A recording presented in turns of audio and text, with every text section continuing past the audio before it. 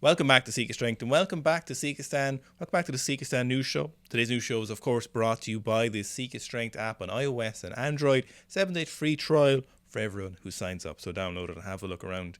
First up, we've got the man, the myth, the legend, Karlos back with his first competition following the Olympics in the Bundesliga in Germany. He did 180 kilo snatch and a 220 kilo clean and jerk. Game Lifters Instagram very nicely compiled all the lifts here, which is great to see, and these lifts are looking pretty good. The big thing we're thinking about here, or the topic of conversation, is how well in shape Karlos seems to stay almost all of the time. Obviously, we saw the great weightlifting house footage over the last couple of weeks of them going over and training with Karlos. And in those videos, he talks about taking some time out. He talks about getting back in shape now for Worlds. But the big question here is, we've seen a massive amount of the greatest lifters of all time, people like Lya, going and taking large swathes of time off. They take months on end, kind of 4 or 6 month breaks after they win an Olympic medal, and then they work really hard to come back in good shape to win another medal, hopefully at the end of the next quad. We'll hear Gabriel talking about how important it is to take long and frequent breaks. But with Karlos, we see him commonly staying in good shape all year round. Now, he's certainly not at the point where he's snatching world records all year round, but he's always within reach of very, very high weights on the snatch and on the clean and jerk.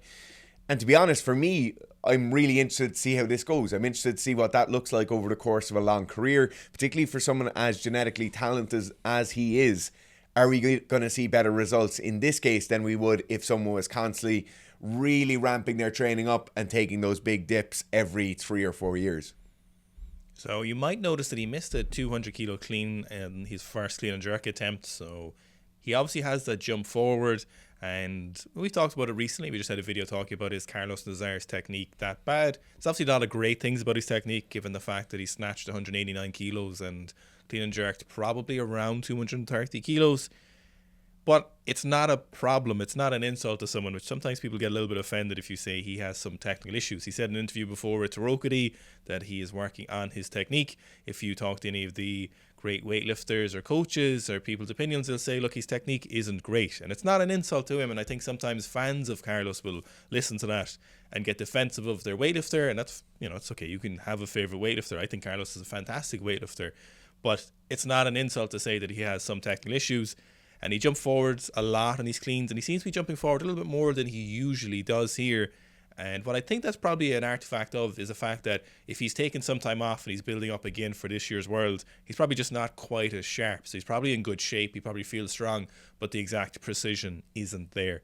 So it's interesting to see him. We don't really see him miss those lighter weights too often. I have no doubt he'll put up a massive total at Worlds. And don't at me for saying his technique isn't perfect, okay? Here we've got Kalyan jerking 270 kilos. So you may remember the Iranian lifter jerking, Yousefi jerking 270 kilos the other week. And then I'm pretty sure Kalyan only put this up just to show what he is capable of. The really interesting thing about this is the fact that obviously 270 kilos is an absolutely gargantuan weight to be doing anything with deadlifting or squatting, let alone split jerking from the rack. But what's really interesting is 270 is the heaviest jerk we have on camera. So we've had people like Misha Koklayev jerking 270 behind the neck. We've had Lasha Kalyan jerking 270 kilos from the floor. Obviously Yousefi, Udachin from Ukraine, and now we've Kalyan jerking 270 here. But while it's a massive weight, it's interesting how close to the actual world record we are. We're within a few kilos of the world record clean and jerk from the floor in competition with these super heavy rack jerks. This is an absolutely massive milestone, which we see people either not wanting to progress from or not being able to progress beyond that. And it's probably the first one, given how easy we've seen some of these 270s move, it really does look like to be a case of risk versus reward. The transfer of a rack jerk or a block jerk to your clean and jerk from the floor is interesting. It's definitely there, but what level do you need to get to where you're definitely getting a transfer for them? And in their cases, most of these supers know that they're not going to be attempting 270 in competition. So the idea of going to 275 or 280, which I'm sure some of them could, judging by how easy this is, certainly how easy this 270 is from Kalyan, is the fact that you probably get to 270 and you go, you know what? 270, that's enough. That's enough for now.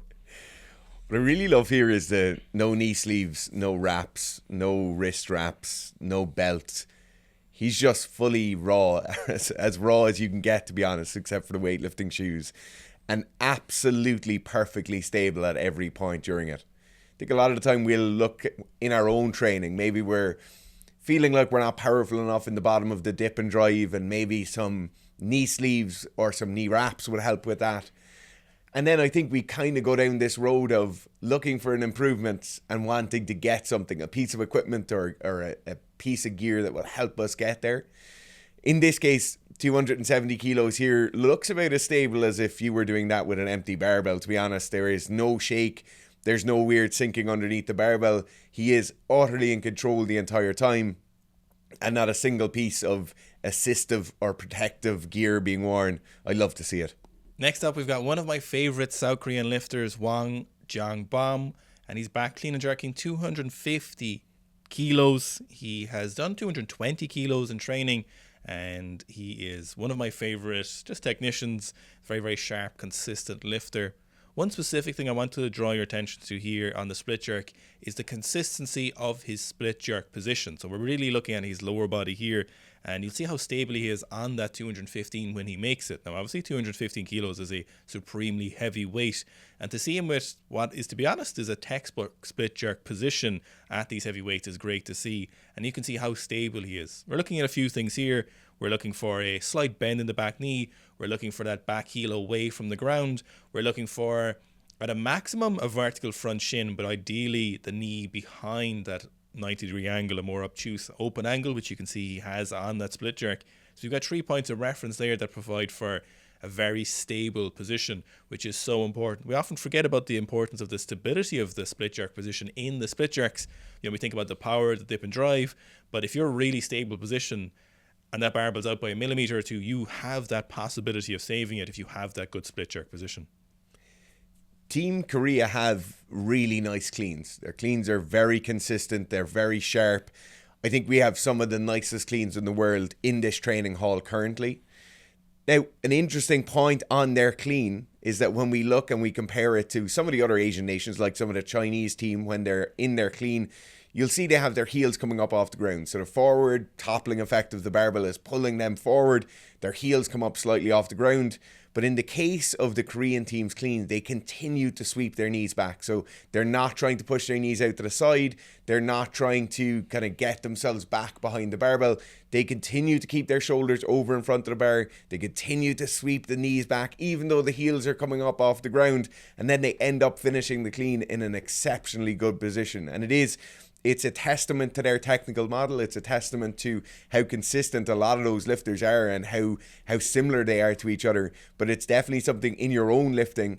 A lot of the time we'll panic when our heels come up off the ground, or we'll feel the barbell pulling us forward, and we'll suddenly stop moving our knees back then and push our knees out to the side instead to kind of gain that feeling of control. But here you'll see just how well he pulls it off. Even though the bar is pulling him down and forward, he's able to continue sweeping it back. Here we've got Tu Yi of Team China, their newest national team member. He won the 89 kilos, which you remember from a few weeks ago, with 175-205. We've been on Team Tu Yi for quite a while since we saw that 180 kilo power clean, which was one of Dara's favourite power cleans. Very, very nice 150 kilo snatch here in training from Shenzhen Weightlifting's Instagram. Really what I like about this is his overhead position.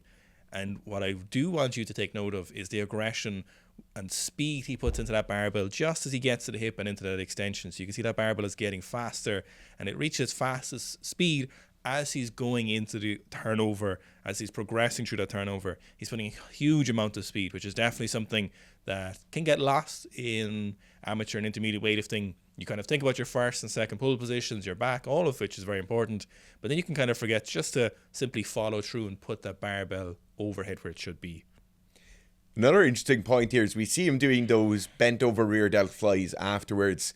And something that always comes up with Team China is their bodybuilding work, and particularly within that bodybuilding work, the fact that they have some, what we'd call some body English, or some extra movement going on there, whether that's a small bit of scapular movement during a row, or in this case, whether that's the shoulders moving up and down slightly during those rear delt flies.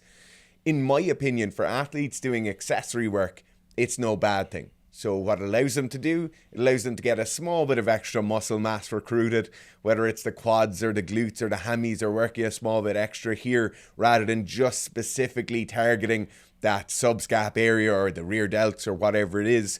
I don't think that's massively problematic for an athlete. They're not really targeting those areas. They're not going to get any repetitive strain issues popping up or overtraining in those particular muscle groups because they're so well developed. But also what it allows an athlete to do is get a small bit more volume and probably as importantly, get that volume in with a bit heavier weight. So obviously for a bodybuilder, the priority all the time is to be just developing more muscle tissue and making that muscle as lean as possible, growing it as much as you possibly can. But for an athlete and for athletic populations, there's more going on with our accessory work than just sheer hypertrophy. You obviously want some of those extra strength gains in those muscles. You obviously want the increase in power outputs and the increase in just coordination and general physical literacy that comes along with lifting those weights. So it is incredibly important when we're watching athletes do hypertrophy work, although they're stealing something and robbing something from the hypertrophy world, it doesn't have to be exactly as the current bodybuilding world will tell you. Russel Bowman of Garage Strength, or Dane Miller's gym, cleaning 208 kilos here. So he said this is a gym record. Very, very nice clean. Really confident. Looks like a very consistent style of technique. What I really want to draw your attention to in regards to Russell's technique here is how active he is in the pull under. So again, it could be a common issue with a lot of lifters where we're thinking about pulling the barbell, we're thinking about pulling the barbell high, we're thinking about turning it over, which again is very, very important. But in the clean, you're really thinking about getting under the barbell. The better at getting under the barbell you are, the more active you are, the faster you are, and the better timing you have in the clean. Getting under the barbell is one of the most important parts of the clean. And you can see Russell does a fantastic job here, in my opinion, of being super active in that pull under. And if you get very good at that pull under, you often get very, very good at timing the bounce and not needing to double bounce or triple bounce or getting really jarred. You can see, even though this is a very, very heavy weight, I assume this must be close to a personal best for him. You can see that he catches that bounce incredibly well and maximizes his technique and then doesn't need to rely on a huge amount of brute force to stand up that clean. What I really like here is he has a really moderate hip position. A lot of the time as we're getting up towards heavier weights, people like those hips to be in a deeper position, and we always talk about this. The correct position for the hip is the correct position for your relative leg length and torso length. You'll see here he has quite high hips during the pull. He obviously has an incredibly strong back, which helps him to do this, but that position is absolutely perfect for him to pull on the bar in. Now, if you were to compare this to a lot of other weightlifters, a lot of other international level weightlifters, you'll see them really sitting down before they start pulling on the barbell, and they'll eventually raise their hips up to a level similar to what he has. But I really like this. I like this more moderate approach, that slightly higher hip position in the start, and it sure as hell is working for him here. Here we've got Elsayed Mohammed, who is another one of the young Egyptian team on the come up that I've been talking about. He was at Junior Worlds this year, so he's at a maximum of 20 years old.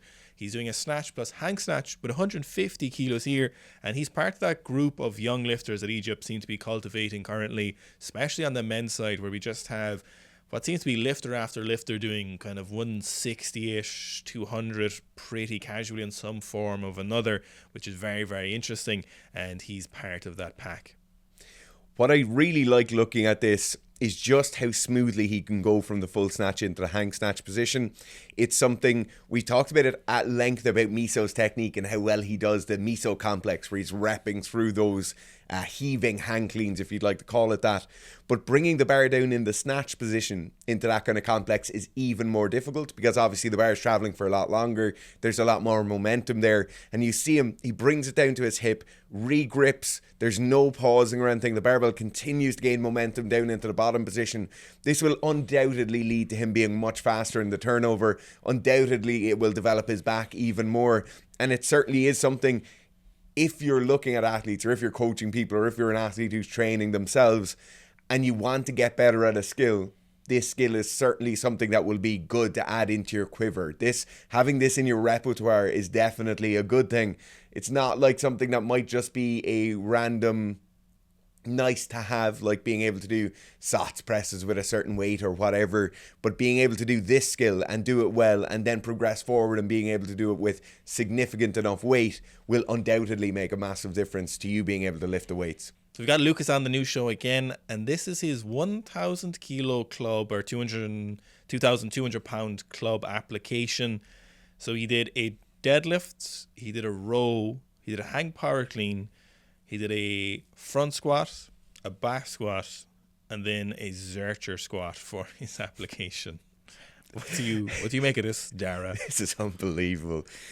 I remember a few years ago, remember the bear complex was a big thing. That's what I thought he was going to do here. Yeah, and this seems to be the next move on from the bear complex, although it doesn't have a major overhead component to it because he's not locking anything out overhead. But this is unbelievably impressive. Like, just a lot of you will have done the bear complex, right? Power clean into front squat, into jerk or push press, into back squat, and then a thrust right at the bottom of the back squat. That's difficult enough to do with like 100 kilos. Thinking about doing something like this with 170 kilos is absolutely absurd. Even just being able to bring the barbell down into that Zercher squat position is so difficult. It's going to be incredibly hard. I really don't know what else we can say about this, Garth. Yeah, a lot of you guys send this into the news show, so it's definitely something that ticked the box with a lot of people and stuff that they just like seeing. Normally, I'm not a huge fan of the quirky, exotic barbell complexes unless they're more traditional, like the trick lifting. Like going from the front rack there to the Zercher squat is just something I don't really care for, but what I do care for is the power and strength Lucas displays. I'd love to know what his max back squat is currently. We saw that 300 kilo front squat, and looking at how he moved that 170, it's impossible to tell what he could actually be squatting. Here we've got Rejipov on the new show again. He is a Turkmenistan lifter, snatching 160 kilos. What I really liked about this particular lift is Rejipov's ability to still complete a lift when a barbell is moving this slowly. So a lot of people, if we saw them doing this in a gym, if we saw them deadlifting like this, you'd assume that they're going for a max deadlift. And if you'd been completely new to weightlifting, but you knew what deadlifts were, you would probably look at this and assume he's going for a heavy, wide grip deadlift. But then his ability to absolutely send that barbell into space is outrageous. This is very, very impressive. So obviously it's a really impressive physiological skill. The ability to speed up a heavy weight and get under it is incredibly impressive. Snatching 160 in any form, variation with technique, always impressive. But I have to think, psychologically, for lifters who do this, I'm always like, you are moving that barbell slowly. Like, you have time to think about that barbell, and yet you're still making it, which maybe for them might feel very, very good. It might feel like, oh yeah, I'm in the right position. This is where I should be. This is where I should be. This is where I should be. Or does it feel like to them that is their sense of time completely warped and they're like, wow, that barbell moved fast. So I think it's always really interesting. We'll never know, obviously, what's going on in someone else's head. But for me, if I moved the lift like that, I'd be like, oof, I'm going to stop today. I love the catch position here as well. Although if I snatch 160, I would probably stop that day as well. There's something about the overhead position like this, right? Very vertical torso, head directly underneath the barbell. So what I talk about is like the bald patch in your head, but that crown of your head where your hair originates from, that being straight underneath the barbell being stacked straight over your shoulders, and then your shoulders barely being inclined forward. That's the ideal catch position. And I think because there's so many people out there who really throw their head forward and down, and they really push their chest forward and their shoulders back, and we get into this weird overly extended shoulder position that we think that's what we should be aiming for. This is as close to ideal a catch position as what you want. In terms of the upper body, you want that natural lower lumbar curve, you want that nice deep squat position, but mainly you want that stacked and vertical overhead position, and it's just crazy how rarely we see it. Rusland Nuridinov is here with a 195 kilo snatch attempt. This looks like to be a bigger training event. You know, he's in his training attire, he's using straps on the competition platform, and this 195 is really, really close. So Rusland's best snatch, we know, is probably north of 200 kilos. I think we've seen something like 205 before from the floor, and I think that was before Rio. If anyone wants to correct me on that, I think that was when we saw that massive one. Really interesting about this, very, very close. You can see if you compare it to his normal technique, the barbell just loops away a little bit from him off the ground, And obviously when 195 is getting a little bit away from you, it is hard. Even if you're Ruslan, when the barbell's just a little bit too far away from you at 195 kilos, it's always going to be out in front. And obviously he's very strong. He's a very accomplished lifter. But at a certain stage, it's just going to get just a little bit away from you. And he just misses out front. Now, the miss obviously isn't great from him. But for me personally, I really like seeing this Ruslan as a lifter. I really like watching. So I'm glad he's in a position where he's attempting 195 kilo snatches, which is pretty big. What I'm not sure what's going on here, right? If it is the big training event or if it's definitely some sort of display, right? But I actually really like these things for training, particularly as you're leading into bigger competitions, particularly for experienced athletes who are used to going and training all the time. And maybe you know that the last Friday of the month you're going to go heavier.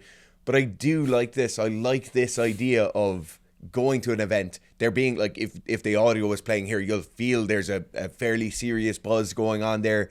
There's somewhat formal surroundings. I know he's wearing straps, so it's not quite competition settings, but I actually really like this. It allows lifters to be able to look ahead a few months and say, okay, this is the time I'm going really heavy, rather than it being this kind of ominous tunnel of training volume. You have something to actually be aiming for prior to the big competition. Back in Garrett Strength again for the second time with the new show, and back for the second week in a row, we've got Kyle Martin with some front squats. So he's about 90 kilos. He's 18 years old and he front squatted this 231 kilos. I assume the 1 kilo was for a 1 kilo PB, or at least I hope it was. Yeah, or I hope his friend had done 230. Yeah, actually that would be even better, yeah. There's a massive advantage to a weightlifter like Kyle, this young in his career, hitting these massive strength lifts. We've heard it time and time again from the bigger international coaches talking about how valuable it is to hit X, Y, and Z for the front squat and the back squat to be able to just basically tick the box. So this means that Kyle, if he goes into international level full-time weightlifting, he can go for the next 12, 15 years without ever really having to push his strength numbers massively higher. So he's around 90 kilos, I think we said a couple of weeks ago. That 230 kilo front squat will do him for a very, very long time. And it just makes things a small bit easier as you're going through those longer weightlifting blocks. So when we're programming weightlifting, we have to think about the snatch work, snatch complexes and variations. We have to think about snatch pulls, then clean work, clean complexes and variations. Obviously the jerk added in on top of that, and any of the accessories that have to go along with it. And if we just get to take a small bit of the training capital away from the major strength lifts, like him not having to push to 230 kilos on a front squat again, it just makes things so much easier. It's very, very easy to maintain those 90 to 95% of the top end numbers you've hit previously, and you can just concentrate a hell of a lot more on the main things that matter, which in this case are snatch and clean and jerk. Here we've got James Francis, an up-and-coming young Welsh strongman, squatting 300 kilos high bar. And this is his favourite lift of his strongman journey so far. He said it's unusual that a fella of his size isn't playing, or someone's tried to make him play rugby in Wales, but here we are. A massive squat, very, very impressive. And it's unusual to see strongman squatting to this depth with a high bar position, and a really nice technique all around. That was the thing that really stood out for me here. Over the last 3 or 4 years, there's been a noted change in the strongman community. I think most people will agree with me on this, focusing more on more technically perfect lifts. So utilizing the high bar back squat a small bit more, or kind of hybrid back squat bit more, with a bit more depth in it. There's less focus on the suits when they're actually training. There's certainly much more focus on the overhead positions they're hitting, whether it means they're using a split jerk to get something overhead, or they're just achieving those overhead positions with a small bit better quality, small bit more ease of lockout rather than fighting against themselves and the weight. And this is as close to a perfect high bar back squat you're going to get for a strongman. It is a bloody gorgeous squat. Really, really nice positions, even all the way down to the grip width on the barbell. Like, strongmen are giant human beings, and this is no exception here. And to be able to keep those hands in a relatively neutral position, nice, pretty stacked wrist position, is just so beneficial for the upper back and shoulders, rather than having to go to the incredibly wide grip with the kind of bent and open wrists that we'll commonly see from athletes of this size. So here we've got Lya squatting 213.5 kilos. So this is an unofficial world record in the 63 kilo category.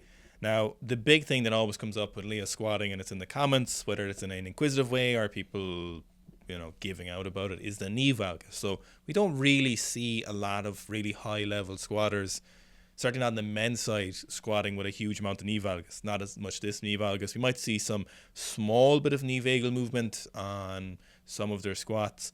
But the issue usually what happens is, and certainly in the male side, and I'll explain why I'm specifying male versus female, is usually on the male side what we'll see is a rearward shifting of the hips. And obviously if the hips shift back, for the most part, your torso is going to lean forward, the barbell is going to move forward, you're going to good morning the squat, it's going to make it harder, you might miss the squat forward, you might have to bail it forward, you just won't be able to stand up.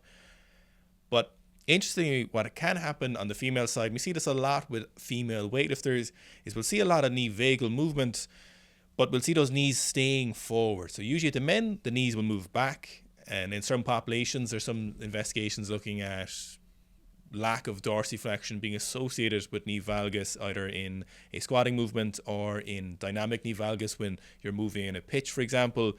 But we'll see that usually female lifters on average will just have greater range of motions in their joints, certainly in dorsiflexion. And so what they can usually do is they can keep their knees being pushed forward. And that's what we see here with Lya, is that even though the knees are moving in, we'll see the knees are staying forward. So you can see her shin angle is staying really far forward. And that's what lets her hips stay in. And then that's what lets her torso stay in a really good angle. Now, whether it's an injury risk now or in the future, not really what we are completely bothered about currently. I feel like Lya's been at the top end of international powerlifting on the female side for a long, long time. And something that rarely gets talked about is the upper back and the shoulder position she has for the squats.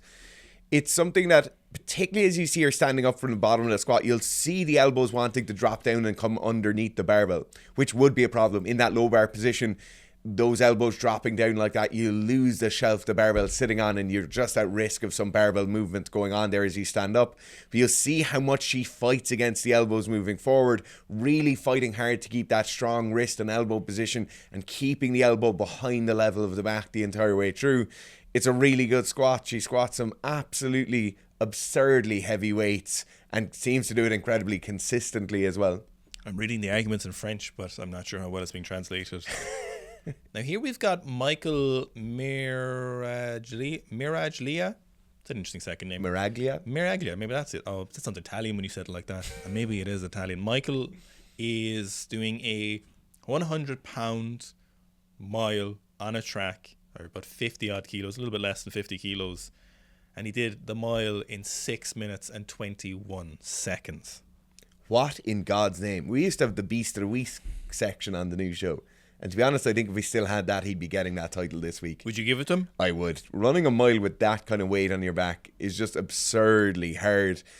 And the thing that immediately came to mind was, we're watching a kind of sped up video, and I said I'd love to see what the stride looks like, because rocking has become a hell of a lot more popular, and there's a lot more people rocking or running with a backpack or some weights on their back, or tabbing, I think they'll call it in the UK.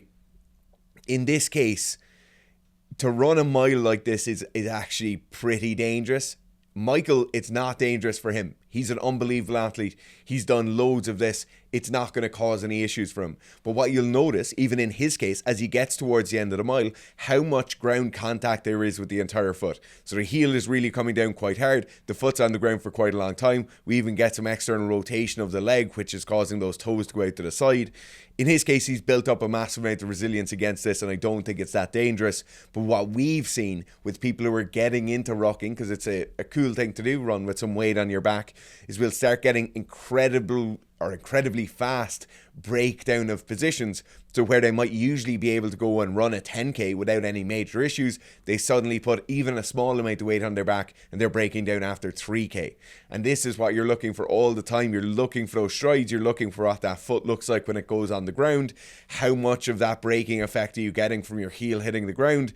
Are you getting any pain or inflammation around the joints? And this is just, like, if you were to go out and try this evening, just try and run 400 meters with half of this weight on your back, and you'll see just how difficult it is. I have absolutely no idea how someone can do this in just over 6 minutes for a mile.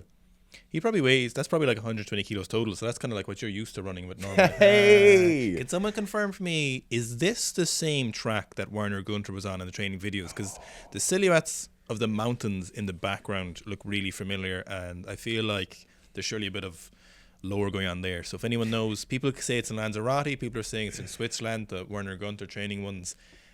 But I feel like, is this the same place? I can't give you anything, but I will like your comment. Here we've got Michael Kenelly, a athlete competing for Hong Kong, a track and field athlete, and he is doing some outrageous jumps. You guys know we love these jumps, these really casual ones. So there's obviously a lot of people out there training for vertical jumps, and there's, we see the NFL Combine and people doing for the vertical jump test for their sport. But there's something about these track and field athletes when they come along and they just do these really casual hurdles, and it just, like, these are meter hurdles, so 40 inches for the Americans and Canadians. And it's just, I love how impressive this is. The repeated bout effort. So obviously maximum jump heights are class. They're really cool. A big vertical jump is super cool. I think it's great to watch. A big broad jump, really cool. But I also find these repeated effort ones, especially when they're not in slow motion, just a bouncing effect. They often look so effortless, is what I love about a lot of these. A meter, obviously, for these kind of weights is so high. He's clearing these incredibly easily as well. Yeah, what really freaks me out on this, so if you look at the first jump and look at the last jump, his legs are nearly straight when he's passing over the hurdle. The first one, yeah, it's crazy. So it's like, obviously then the second one he pulls his knees up a small bit to get over it, and then the last one he absolutely sends it again. It is absurd how high his hips are getting. Just look at a video of any, like the videos we always have up on the news show of box jumps and things like that, and they're crazy how impressive they are, but a lot of time people's hips aren't actually moving that much. They're really good at jumping, and they're really good at pulling their feet up, manipulating their body into position where they land on the box. But this kind of movement is absolutely insane. You probably have a 1.1 meter hip displacement there, or displacement. It's hopefully he doesn't have hip dysplasia. But also really interesting thing about this as well is the body composition by Michael, and that is the lack of excess fat mass or adipose tissue. And this is something that's really interesting. So your power to weight ratio is the thing that matters in a lot of sports. It matters in sports from weightlifting to jumping to your power output and a variety of different factors. And finding the right one for you is something you should definitely look into as an athlete. There's a really interesting study on female Jamaican sprinters, and they looked at different periods. From what I remember, it was either losing fat mass or gaining muscle mass. And they found out that these were an elite population, so it is skewed a little bit, is that for the elite sprinters, losing fat mass was more beneficial for them at the time than gaining muscle mass. Now, there's obviously a lot of caveats in regards to that. There's obviously, it's going to be really hard for an elite female Jamaican sprinter to gain a lot more muscle mass. It's going to be easier for them to lose that fat mass, and they found it more productive. That's not to say muscle mass isn't very important, of course. It's the thing doing the contracting. It's the only contractile tissue. It's incredibly important, but balancing these two, weight class athletes think about this a lot. But for outside that, when we're looking for power sports or power production, whether that be highly repeatable all the way to really low power production but high effort or high repeating like marathon running, all the way then to a maximum jump or maximum vertical jump, your body composition is really important. And it doesn't mean you have to be penis skin shredded. It doesn't mean you have to be absolutely ripped. It just means you need to be the right one for you. And a lot of times people ask, how do you find that out? And to be honest, the only way we've seen over the years being a really reliable and reassuring way to find it is by experimenting. You can look at a lot of these fat-free mass indexes, and nearly every sport in the world has studies done on the body composition of these athletes and different markers, and that's worth looking at for your sport. I bet you can go find soccer players' body composition and fat mass and find averages and look at your height, and that's worth doing. But ultimately it's going to come down to you looking at yourself, seeing what your performance is like. Hopefully you have someone as a coach, and then you can hand it back and forth and experiment with you and find that right body composition and find that right rate, because you would not believe, if you're really heavy now, losing 5 kilos makes a huge difference, especially when it comes to jumping. We often think about it when it comes to a VO2 max, the cost of muscle and the oxygen demand there, or if you're running long distances, you don't want to be too heavy. But sometimes people actually forget just losing weight can make you a much better jumper in terms of not even efficiency, just how high you're getting with your jumps can very often be better if you just lose a few kilos. I'd love to know if Michael Kenelly has some Irish blood in him, because that's a very Irish name, isn't it? Yeah, Mihal. Here we've got Hugo Barrett, who's a 2020 Olympian in track cycling for the great nation of Canadians. Looking at Hugo's squat here, the big thing that stands out for me is just how much intent he puts in on the way back up as he's standing up. I think a lot of us get into the rut of kind of just going through the usual tempo with our squats, and we're never really driving that hard to stand up as quickly as you possibly can. And there's reasons for that. Obviously, it makes you more tired. So if you've 5 more sets of squats after this one to do, or maybe just 5 more reps to do after this one, it can be hard to really initiate that drive, or to bring yourself to really initiate that drive as hard as you possibly can. But it makes such a difference. And you just see it here as he stands up out of the bottom position. He's driving really, really hard to stand up fast. Now, you'll see the bars like hopping off his back at the top. I really don't think that matters as much as that initial recruitment of muscle fibers. Particularly if you're in a speed and power sport like track cycling, you want to be trying to get as many muscle fibers contracting at the same time as possible. And so you shouldn't be trying to speed up the bar later in the squat. You should be trying to initiate all of those fibers firing at the one time at the very start of that initial contraction. If you actually look into Hugo's background, because I was just doing a bit of digging, you'll see that he was in what I can only describe as a horrific crash. He broke multiple bones, concussions, broke 2 vertebrae according to the Wikipedia article. So that was a couple of years ago. And if you look at the shape he's in now and the stuff he's doing, it's a very impressive comeback. Again, just to touch on body composition here, obviously power sport. Now I know when it comes to track cycling, and sometimes when we encompass them all together, sometimes a track cyclist, and probably fairly so, get annoyed at us. But when we're looking at it from kind of an S&C point of view, the template it falls into, it's all very, very similar. I know for the individuals in the sport, there's different outcomes, but they'll say, no, that's endurance track cycling. They're like, it's not really endurance in the purest sense of the word. Like it's still very much a powerful sport. Now, if you compare them, I suppose, together, the outputs they'll have are different, but it's still very, very similar. But when it comes to that body composition, whether it is that endurance track cycling, please don't get annoyed at me. I think track cycling is great and the athletes are great. That good body comp is going to be very, very valuable. Now, if you're looking at, again, just to stay on the topic, if you're looking at something like real endurance sports, that body comp is something that is very interesting. The fat mass you have, using fat as energy, having what muscle mass, how much muscle mass do you need? It's a very interesting conversation. Here we have Adam Archuleta with some training from the mid-90s into the early 2000s. This is on Hitman Performance Instagram. There's a couple of stats in this video. One of them was a 4.34 40-yard dash, which you'll see in a second. He has a 500-pound or 227.5 kilo bench press. Then there is a 39-inch vertical.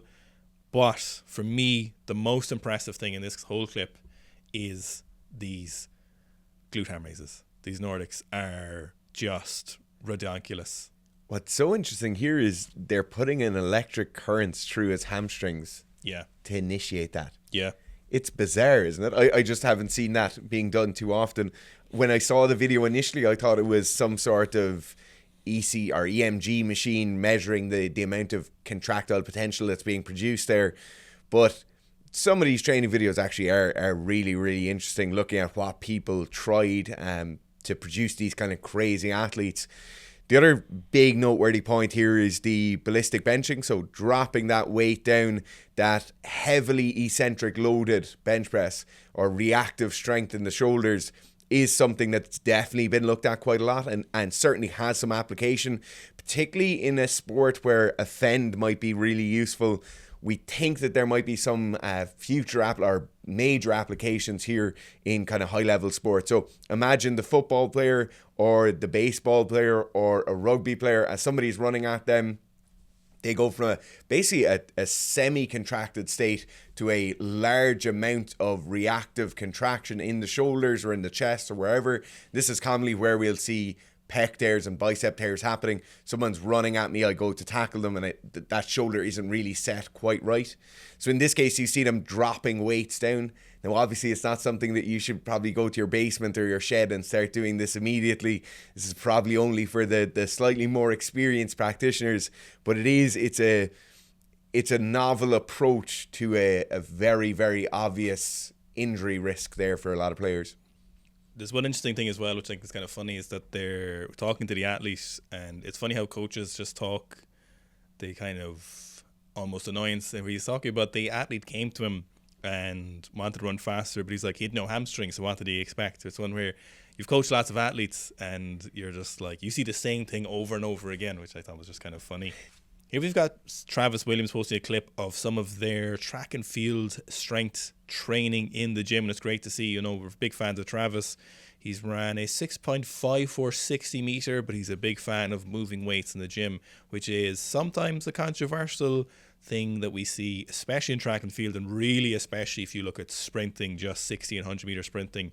You see some really controversial thoughts around the use of lifting weights, both in athletes, coaches, and kind of populations who admire the sport. There's not a big lift from the lads here, and the big thing I want to talk about, and it's repeating what Dara was saying earlier, is the intention behind which they're doing all of their training.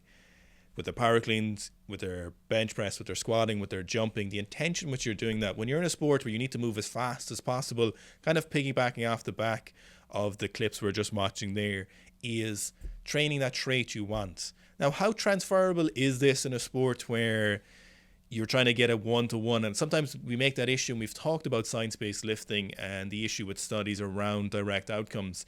And it's really hard to track the intangible like this.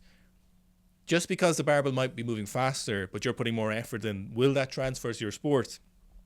And we would say that this is probably how you should be doing a lot of your lifting, with some caveats, with the caveat that your technique is remaining really consistent. You're not overly fatiguing yourself, so you're not going balls out in a set where you've got 4 or 5 more and then we see your technique degrade, the barbell speed really degrade. But if you can bring this kind of intensity to your training when you're in the strength training room or you're in the gym, and you do a sport where that power output is really important, it does benefit you. You know, if you're a wrestler, if you're a sprinter, a jumper, this notion that everything I do is done really explosively within the parameters that you're still obeying your strength training program. So eventually weights are going to get slower.